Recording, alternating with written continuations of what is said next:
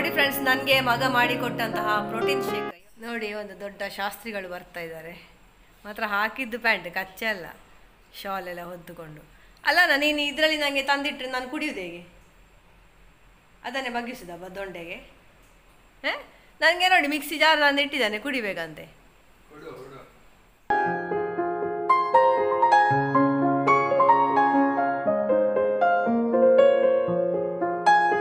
ನೋಡಿ ಭಾರಿ ಜೋರು ಗಾಳಿ ಕೂಡ ಬೀಸ್ತಾ ಉಂಟು.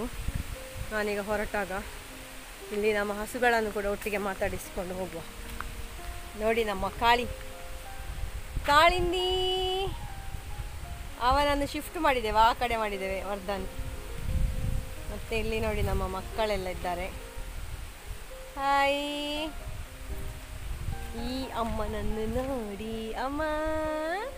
ಡಂಗರಡಕ್ಕ ಡಂಗರಡಕ್ಕ ಡಂಗರಡಕ್ಕಟ್ಟ ಬಂಟಿ ಬಂಟಿ ಬಂಟಿ ಬಂಟಿ ಬಂಟಿ ಬಂಟಿ ಬಂಟಿ ಏ ಬಂಟಿ ಹೇ ಬಂಟಿ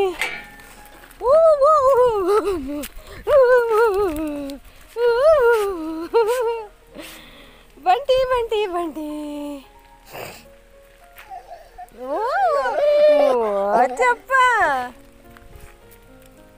ಬಂಟಿ ಬಂಟಿ ಬಂಟಿ ಬಂಟಿ ಬಂಟಿ ಬಂಟಿ ಬಂಟಿ ಗುಡ್ ಬಾಯ್ ಅಂದೆ good bye good bye good bye Bunty Bunty Bunty Bunty. Hi friends, good morning ಅಲ್ಲ, ಗುಡ್ ಆಫ್ಟರ್ನೂನ್. ಎಲ್ಲರಿಗೂ ನನ್ನ ಪ್ರೀತಿಯ ನಮಸ್ತೆ. ನಾನು ನಿಮ್ಮ ಪ್ರೀತಿಯ Ashwini. Welcome to Ashwini vlogs. ಅಜ್ಜಿಗೆ ಅವಲಕ್ಕೆಲ್ಲ ಮಾಡಿ ಆದಮೇಲೆ ಈಗ ಸ್ನಾನ ಎಲ್ಲ ಮಾಡಿ ಬಂದು ನಿಮ್ಮ ಹತ್ರ ಮಾತಾಡುವ ಅಂತ ಹೊರಟಿದ್ದೇನೆ. ಹಾಗೆ ವೀಡಿಯೋಸ್ ಹಾಗೆ ಈಚೆಗೆ ಬರುವಾಗ ಬಂಟಿಯನ್ನು ಹೊರಗೆ ಬಿಟ್ಟೆ, ಕೂಗ್ತಾ ಇದ್ದ ಅವನು ಗೂಡಲ್ಲಿ. ಅವನಿಗೆ ಹಾಗೆ ಅಂತ ಗೂಡಲ್ಲಿದ್ದರೆ ತುಂಬ ಬೇಜಾರಾಗೋದು ಅವನಿಗೆ, ಅವನನ್ನು ಸಪ್ರೇಟ್ ಮಾಡಿದ ಹಾಗೆ. ಅವ ಮನುಷ್ಯರಾಗೆ ಕೂಗುವಾಗ ನನಗೆ ಅಲ್ಲಿ ಬೇಜಾರಾಗೋದು. ಹಾಗೆ ಅವನನ್ನು ಬಿಟ್ಟೆ. ಹಾಗೆ ಎಂಥ ವಿಷಯ ಗೊತ್ತುಂಟಾ, ಹೀಗೆ ಸರ್ಚ್ ಮಾಡ್ತಾ ಇರುವಾಗ ಮಹಿಳೆಯರ ಮಾನಸಿಕ ನೆಮ್ಮದಿಗೆ ಏನಾದರೂ ಒಂದು ಉಂಟಾ ಅಂತ ವೀಡಿಯೋ ಸರ್ಚ್ ಮಾಡ್ತಾ ಇರುವಾಗ ಅದರಲ್ಲಿ ಒಂದು ವೀಡಿಯೋ ಸಜೆಷನ್ ಬಂತು. ಇಂತಹ ಬೇರನ್ನು ಈ ರೀತಿಯಾಗಿ ಉಪಯೋಗಿಸಿದರೆ ಮಹಿಳೆಯರಿಗೆ ಭಾರಿ ಒಳ್ಳೆಯದು, ದೇಹವನ್ನು ತಂಪಾಗಿಡ್ತದೆ, ಗರ್ಭಿಣಿಯರಿಗೆ ಸಹ ಒಳ್ಳೆಯದು, ಹಾಗೆ ಹೀಗೆ ಅಂತೆಲ್ಲ ಬಂತು. ತುಂಬ ಒಳ್ಳೆಯ ಅನುಭವಿ ತಜ್ಞ ಆಯುರ್ವೇದ ವೈದ್ಯರು ಹೇಳಿರುವಂತಹದ್ದು. ಹಾಗೆ ಆ ಬೇರನ್ನು ಹುಡುಕಿಕೊಂಡು ನಾನು ಬಂದಿದ್ದೇನೆ. ಬನ್ನಿ ನೋಡುವ. ನಮ್ಮ ಗುಡ್ಡದಲ್ಲಿ ಆ ಗಿಡ ಇರುವುದನ್ನು ನಾನು ನೋಡಿದ್ದೇನೆ ಸಹ. ಲಾಸ್ಟ್ ಇಯರ್ ಎಲ್ಲ ಉಂಟಲ್ಲ, ಆ ಬಳ್ಳಿಯ ಎಲೆಯ ಚಂದವನ್ನು ನೋಡಿ ನಾನೇ ಗಿಡ ಎಲ್ಲ ಮಾಡಲಿಕ್ಕೆ ಟ್ರೈ ಮಾಡಿದ್ದೆ. ಅದನ್ನು ಕಿತ್ತು ತಂದು ನೆಟ್ಟೆಲ್ಲ ನೋಡಿದ್ದೆ. ಅಂದರೆ ಹೀಗೆ ಹಬ್ಬಿದ್ರೆಲ್ಲ ಭಾರಿ ಚಂದ ಡೆಕೋರೇಟಿವ್ ಪ್ಲಾಂಟ್ ಹಾಗೆ ಕಾಣ್ತದೆ ಅಂತ ಹೇಳಿ. ಹಾಗೆ ಅದನ್ನು ನೋಡುವ ನನಗೆ ಗೊತ್ತಾಯ್ತು ಇದು ಅದುವೇ ಗಿಡ ಅಂತ ಹೇಳಿ. ಹಾಗೆ ಈಗ ನಾನು ಹುಡುಕಿಕೊಂಡು ಬಂದಿದ್ದೇನೆ. ಬನ್ನಿ ನೀವು ಸಹ ನನ್ನ ಜೊತೆಗೆ ಆ ಗಿಡ ಎಲ್ಲಿ ಉಂಟು ಅಂತ ಹುಡುಕು. ಬಾಂಟಿ ನೋಡಿ, ಅವ ಉಂಟಲ್ಲ ಇಡೀ ದಿವಸ ಪ್ಲೇಫುಲ್ ಮೂಡಲ್ಲೇ ಇರುದು ನಮ್ಮ ಬಂಟಿದ್ದಾನಲ್ಲ. ಇವೊಬ್ಬ ಇದ್ರೆ ಸಾಕು, ಮಾನಸಿಕ ವ್ಯಾಧಿ ಸಹ ಇಲ್ಲ, ಎಂತ ಸಹ ಇಲ್ಲ. ನೋಡಿ ಇಷ್ಟು ಸಣ್ಣ ಕಡ್ಡಿ ಇಟ್ಕೊಂಡು ಆಡುದಂತೆ. ಸುಶಾಂತ್ ಬಲ ಸುಶಾಂತ್ ಬಲ ಬಂಟಿ, ಸುಶಾಂತ್ ಬಲ ಪೋತು. ಗುಡ್ ಬಾಯ್. ಏ ಬಂಟಿ, ಅವ ಸೀದಾ ನೋಡಿ ತೋಟಕ್ಕೆ ಹೋದದ್ದು, ವಾಕಿಂಗ್ ಹೊರಟಿದ್ದಾನ ಅಂತ. ಇನ್ನು ಹೇಗೆ ಕರೆಯುವುದು?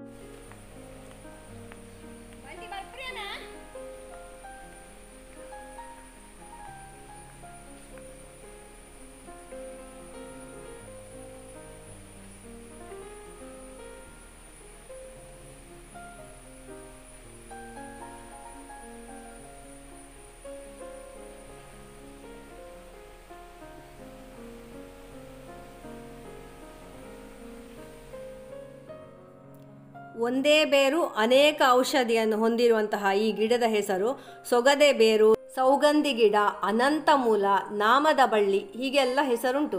ಬನ್ನಿ ಈಗ ನಾವು ಇದರ ಬೇರು ಹೇಗುಂಟು ಅಂತ ನೋಡುವ. ಸರಿ ಗುರ್ತ ಅಂತ ಹೇಳಿ ನೋಡಿ, ಕಂಡದ ಹಾಲು ಜಿನುಗುದು ನೋಡಿ, ತೋರಿಸ್ತೇನೆ ಇಗೊಳ್ಳಿ. ಹಾಲು ಜಿನುಗುದು ನೋಡಿ ಇಲ್ಲಿ. ಇದು ಇದರ ಸರಿಯಾದ ಗುರ್ತ ನೋಡಿ. ನಮ್ಮ ಕರಾವಳಿಯ ಯಾವ ಭಾಗದಲ್ಲಿ ಸಹ ಸಿಗ್ಬೋದು, ಗುಡ್ಡೆಯಲ್ಲಿ ಎಲ್ಲ. ನಮ್ಮ ಗುಡ್ಡೆಯಲ್ಲಿ ಇದು ಬೇಕಾದಷ್ಟು ಉಂಟು. ಬೇರೆ ಅಲ್ಲಿ ಇರುವುದು ಎಲ್ಲ ಮದ್ದು. ಇದನ್ನು ತೆಗೆಯುವ. ಈಗ ಇದು ಒಂದು ನಾನಿಲ್ಲಿ ನೋಡಿದಲ್ಲ, ಇನ್ನೂ ಸಹ ಒಂದು ನೋಡಿದೆ. ಓ ಇಲ್ಲಿ ಉಂಟು ಮತ್ತೊಂದು. ಇಲ್ಲಿ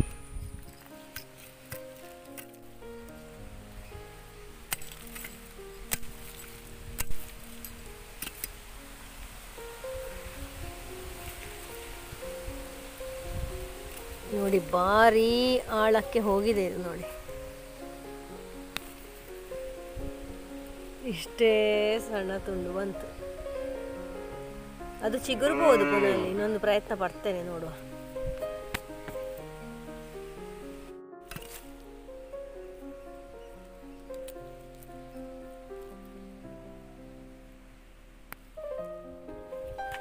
ಸದ್ಯಕ್ಕೆ ನೋಡಿ ಇಷ್ಟು ಸಿಕ್ಕಿತು ಬೇರು. ಇದುವೇ ಹೌದಾ ಅಲ್ವಾ ಅಂತ ಒಮ್ಮೆ ಸ್ಪಷ್ಟವಾಗಿ ನೋಡುವ ನಾವು. ಪರಿಮಳ ಉಂಟಂತೆ, ಪರಿಮಳ ಇದಕ್ಕೆ.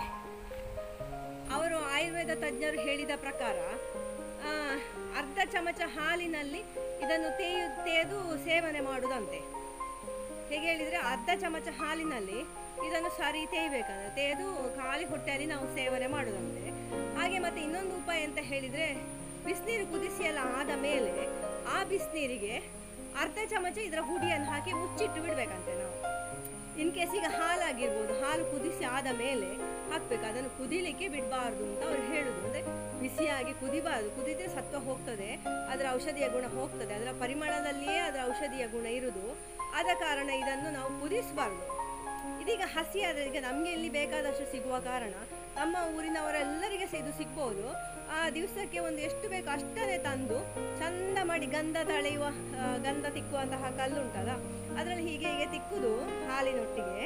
ಮತ್ತೆ ಅದರದ್ದು ಸೇವನೆ ಮಾಡುದು. ಇನ್ನು ಸಹ ಸೌಂದರ್ಯವರ್ಧಕವಾಗಿ ಸಹ ಯೂಸ್ ಮಾಡ್ಬೋದು ಹೇಳಿದ್ದಾರೆ. ಹೇಗೆ ಹೇಳಿದರೆ ಅದೇ ಕಲ್ಲಲ್ಲಿ ತಳೆದು ಹಾಲಲ್ಲಿ ಮುಖಕ್ಕೆ ಚಂದ ಫೇಸ್ ಪ್ಯಾಕ್ನ ಹಾಗೆ ಹಾಕ್ಬೋದಂತೆ.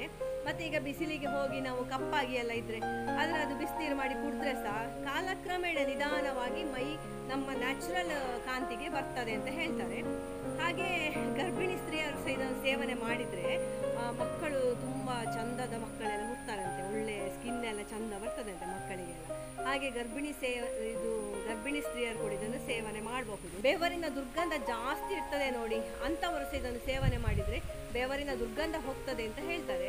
ಹಾಗೆ ಬಾಡಿಯಲ್ಲಿ ಫ್ಯಾಟ್ನ ಅಂಶ ಜಾಸ್ತಿ ಇದೆ, ಅದಕ್ಕೆ ಸಹ ಒಳ್ಳೆಯದಂತೆ. ವೆಯ್ಟ್ ಲಾಸಿಗೆ ಸಹ ಇದು ಒಳ್ಳೆಯದು ಅಂತ ಅದರಲ್ಲಿ ಹೇಳ್ತಾರೆ. ಹಾಗೆ ನಾನಂತೂ ಇವತ್ತು ಟ್ರೈ ಮಾಡ್ತೇನೆ. ಇವತ್ತು ಇದನ್ನು ರಾತ್ರಿಗೆ ನಾನು ಯೂಸ್ ಮಾಡ್ತೇನೆ. ಈಗಂತೂ ಬಿಸಿನೀರಿಗೆ ಹಾಕಿ ಒಮ್ಮೆ ಕುದಿಸಿ ನೋಡ್ತೇನೆ, ಇದು ಪರಿಮಳ ಉಂಟಾ ಇಲ್ವಾ ಅಂತ ಗೊತ್ತಾಗ್ತದಲ್ಲ. ಅರ್ಧ ಚಮಚ ಅಂತ ಹೇಳಿದರೆ ನೋಡಿ, ಇದು ಇಷ್ಟು ಸಣ್ಣ ಬೇರು ಸಾಕು. ಮತ್ತೆ ಉಂಟಲ್ಲ, ನಾವು ಜಾಸ್ತಿ ಬೇರನ್ನು ತೆಗಿತಾ ಹೋದರೆ ಇದು ಗಿಡವೇ ಅಳಿವಿನಂಚಿಗೆ ಬಂದರೆ ಅದಕ್ಕೆ ಇರ್ಬೋದು ಅದರ ಪ್ರಮಾಣ. ಹಾಗೆ ಹೇಳಿದ್ದಾರೆ ಅರ್ಧ ಚಮಚ ಅಂತ. ಸರಿಯಾಗಿ ಕೇಳಿಸಿ, ಅರ್ಧ ಚಮಚ ಮಾತ್ರ ನಾವು ಯೂಸ್ ಮಾಡಬೇಕಂದ್ರೆ ನೋಡಿ. ಹೀಗೆ ಚಂದ ಮಾಡಿ ಇದ್ರದ್ದು ಹೊರಗಿನ ಇದು ಸಿಪ್ಪೆ ಎಲ್ಲ ತೆಗ್ದಿದ್ದೇನೆ ಬೇರಿದು. ಈಗ ನೋಡಿ ಚಂದ ಬಿಳಿ ಕಾಣ್ತದಲ್ಲ, ಅದು ಜಾಸ್ತಿ ಒತ್ತಿ ತೆಗಿಬಾರ್ದು ಆಯ್ತಾ. ಒತ್ತಿ ತೆಗೆದ್ರೆ ಆ ಬಿಳಿಯ ಪದರ ಸಹ ಹೋಗ್ತದೆ, ಆ ಬ್ರೌನ್ ಕಲರ್ ಇದು ಲೇಯರ್ ಮಾತ್ರ ಹೋಗಬೇಕು ನೋಡಿ. ಈ ರೀತಿಯಾಗಿ ಈ ಬೇರನ್ನು ಕ್ಲೀನ್ ಮಾಡಿ ಇಟ್ಕೊಳ್ಬೇಕು. ಇದುಂಟಲ್ಲ, ಖಾಲಿ ನಮಗೆ ಬಿಸಿನೀರು ಅಲ್ಲದೆ ಕೂಡ ಇದರದ್ದು ಎಕ್ಸ್ಟ್ರಾಕ್ಟ್ ತೆಗೆದು ಜ್ಯೂಸ್ ಎಲ್ಲ ಮಾಡ್ತಾರೆ. ಬಗೆ ಬಗೆಯ ಜ್ಯೂಸ್ ರೆಸಿಪೀಸ್ ಎಲ್ಲ ಉಂಟು, ನಾವು ಇದ್ರ ಯೂಟ್ಯೂಬಲ್ಲಿ ನೋಡಿದರೆ. ಹಾಗೆ ಇದರದ್ದು ಔಷಧೀಯ ಗುಣ ಎಂತ ಅಂತ ನೋಡಿ. ಇದಕ್ಕೆ ಇನ್ನೊಂದು ಹೆಸರು ಹಾಲು ಬಳ್ಳಿ ಅಂತ ಸಹ. ಇದರದ್ದು ಔಷಧೀಯ ಗುಣ ಎಂತೆಲ್ಲ ಉಂಟು ಅಂತ ನಾನು ನಿಮಗೆ ಒಂದು ಸ್ಕ್ರೀನ್ಶಾಟ್ ಇದರಲ್ಲಿ ಹಾಕ್ತೇನೆ ಆಯಿತಾ. ಈ ಬೇರಿನ ಮೂಲ ಗುಣ ಶೀತವಾದ ಕಾರಣ ಇದು ಮಹಿಳೆಯರಿಗೆ ಬಹಳ ಉಪಯುಕ್ತ ಅಂತೆ. ಹಾಗೆ ಇದು ಮಾನಸಿಕ ಶಾಂತಿಯನ್ನು ಸಹ ಕೊಡ್ತದಂತೆ. ಅದು ಅಲ್ಲದೆ ಬೆವರಿನ ದುರ್ಗಂಧ ನಿವಾರಕ ಮತ್ತು ಚರ್ಮದ ಕಾಂತಿಯನ್ನು ಹೆಚ್ಚಿಸುವುದು. ಗರ್ಭಿಣಿಯರು ಸೇವನೆ ಮಾಡುವುದರಿಂದ ಸುಂದರವಾದ ಮಕ್ಕಳು ಕೂಡ ಹುಡ್ತಾರಂತೆ. ಬಂಟಿ ಒಬ್ಬನೇ ತೋಟಕ್ಕೆ ಹೋಗಿ ಬಂದ ಮಂಗಣ್ಣ, ಎಂತೆಲ್ಲ ಮಾಡಿದಾನ.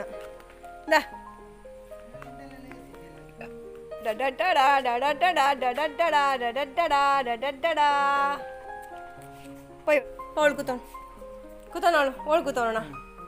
ಬಂಡಿ ಕೂತವಣ ಕೂತವಣ ಬಾಯ್. ನೋಡಿ 2 ಗೊನೆ ಬಾಳೆಕಾಯಿ ಉಂಟು, ಇದ್ರದ್ದು ಕಬಾಬ್ ಮಾಡಿ ನೋಡುವ ಒಮ್ಮೆ.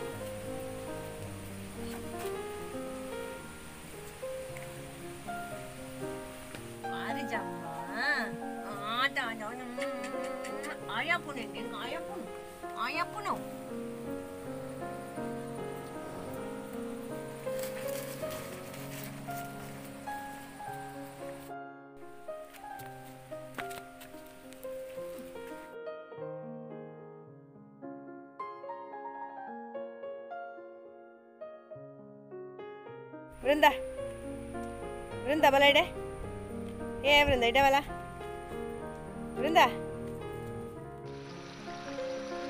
ನನ್ನ ಸಂಜೆದು ವಾಕಿಂಗ್ ಮುಗಿಸಿ ಮನೆಗೆ ಬರ್ತಾ ಇರುವಾಗ ನೋಡಿ ಎಷ್ಟು ಚಂದ ಸೀನ್ ಕಾಣ್ತಾ ಉಂಟು ಅಂತ ಹೇಳಿ. ಇವತ್ತು ನಾನು ರೋಡಲ್ಲಿ ಹೋದದ್ದು ಸ್ವಲ್ಪ ನಡ್ಕೊಂಡು.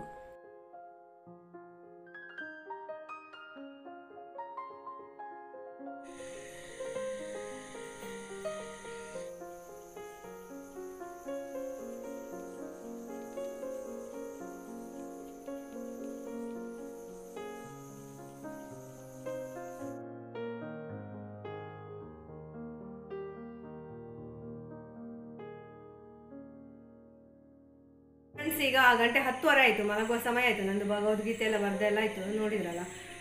ಭಕ್ತಿ ಯೋಗದ 14 ಮತ್ತು 15ನೇ ಶ್ಲೋಕವನ್ನು ಬರ್ದದ್ದು. ಇದರಲ್ಲಿ ಶ್ರೀಕೃಷ್ಣ ದೇವರು ಏನು ಹೇಳುವುದು ಹೇಳಿದರೆ, ಯಾರು ಸದಾ ಸಂತುಷ್ಟಿಯಲ್ಲಿ ಇರ್ತಾನೆಯೋ, ಆತ್ಮ ಸಂಯಮಿ ಆಗಿರುತ್ತಾನೆಯೋ, ಹಾಗೆ ದೃಢ ನಿಶ್ಚಯದಿಂದ ನನ್ನನ್ನೇ ನೆನೆಯುತ್ತಿರುತ್ತಾನೆಯೋ ಅವನು ನನಗೆ ಪ್ರಿಯನಾದವನು ಅಂತ ದೇವರು ಹೇಳುದು.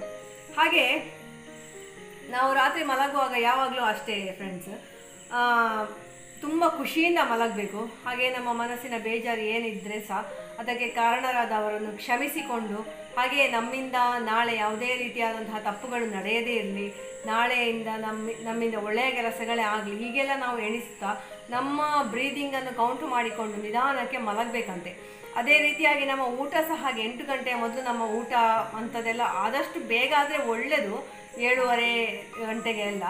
ಬಟ್ 8 ಗಂಟೆಗೆ ಸಾಧಾರಣವಾಗಿ ಎಲ್ಲ ಸಹ ಮಾಡೋದಲ್ವ, ಹಾಗೆ 8 ಗಂಟೆಗೆಲ್ಲ ಊಟ ಎಲ್ಲ ಮುಗಿಸಿ ನಾವು ಮಲಗಬೇಕು. ಹಾಗೆ ಮಲಗುವಾಗ ಉಂಟಲ್ಲ, ನಮ್ಮ ಪಕ್ಕವೇ ದೇವರಿದ್ದಾನೆ, ನಮ್ಮ ಅನಾರೋಗ್ಯವನ್ನು ದೇವರು ಹೀಲ್ ಮಾಡ್ತಾ ಇದ್ದಾನೆ ಅಂತ ಭಾವಿಸಿಕೊಂಡು ನಾವು ಮಲಗಿದರೆ ಬೇಗ ನಾವು ಕ್ಯೂರ್ ಆಗ್ತೇವಂತೆ. ಮಲಗುವ ಅರ್ಧ ಗಂಟೆ ಮುಂಚೆಯೇ ನಮ್ಮ ಈ ಲ್ಯಾಪ್ಟಾಪು, ಮೊಬೈಲ್ ಸ್ಕ್ರೀನ್ ಎಲ್ಲ ಸಹ ಆಫ್ ಆಗಿರಬೇಕಂತೆ, ಲೈಟ್ ಕೂಡ ಆಫ್ ಆಗಿರಬೇಕಂತೆ. ಅಂದರೆ ಕತ್ತಲೆಯಲ್ಲಿ ನಮ್ಮ ಮನಸ್ಸಲ್ಲಿ ಬಿಡುಗಡೆ ಆಗುವಂತಹ ಏನೋ ಒಂದು ಹಾರ್ಮೋನು ಏನೋ ಒಂದು ಇದೆ ಅಲ್ಲ, ಅದರಿಂದ ನಮಗೆ ಬಹಳ ಉಪಯುಕ್ತ ಇದೆ ಅಂತ ಹೇಳ್ತಾರೆ ತಿಳಿದವರು. ಹಾಗೆ ಇದರ ಬಗ್ಗೆ ನೀವು ಸಹ ನೋಡಿ ಯೋಚನೆ ಮಾಡಿ ಚಂದವಾಗಿ ಸುಂದರವಾಗಿ ಕನಸುಗಳನ್ನು ಕಾಣುತ್ತಾ ನಾಳೆಯ ಒಳ್ಳೆಯ ದಿವಸಗಳ ಬಗ್ಗೆ ನಾವು ಆಶಾದಾಯಕ ಭಾವನೆಯನ್ನು ಹೊಂದುತ್ತಾ ಮಲಗುವಲ್ಲ. ಸೊ ಇವತ್ತಿನ ಈ ವಿಡಿಯೋ ನಿಮಗೆ ಇಷ್ಟ ಆಗಿದರೆ ಪ್ಲೀಸ್ ಲೈಕ್ ಮಾಡಿ, ಶೇರ್ ಮಾಡಿ, ಕಾಮೆಂಟ್ ಮಾಡಿ. ಹಾಗೆ ಫಸ್ಟ್ ಟೈಮ್ ನೋಡೋರಾಗಿದ್ದರೆ ಸಬ್ಸ್ಕ್ರೈಬ್ ಮಾಡಿ, ಪಕ್ಕದಲ್ಲಿ ಇರುವಂತಹ ಬೆಲ್ ಐಕನ್ ಒತ್ತಿದರೆ ನಿಮಗೆ ನೋಟಿಫಿಕೇಶನ್ ಬರ್ತದೆ. Thank you for watching. Take care. Bye bye. Good night.